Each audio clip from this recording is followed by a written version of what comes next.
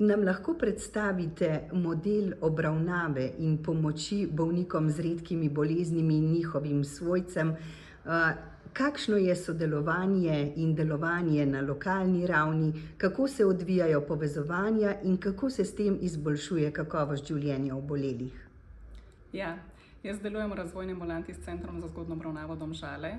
Tam smo zasnovani kot multidisciplinarni tim, torej smo zelo različne strokovnjakinje zaposlene, vsaka iz svojega področja poskuša pomagati otroku in njegovi družini. Tako da moje delo obsega veliko podpornega, razbremenilnega pogovora s starši. Usmerimo se potem v iskanje nekih rešitev, kaj bi bilo za otroka, za družino najboljše.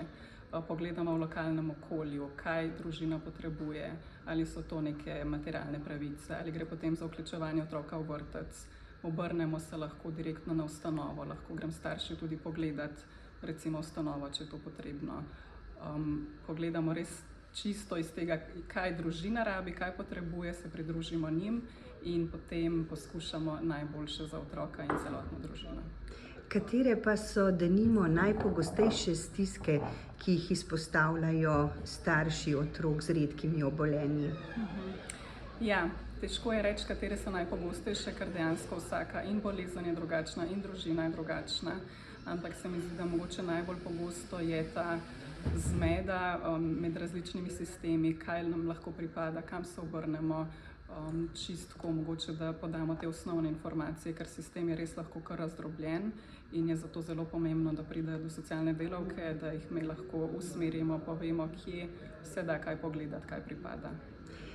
Kaj pa bi vam bilo morda predvsem na sistemski ravni v pomoč pri tovrstnem delovanju, pri sodelovanju s starši?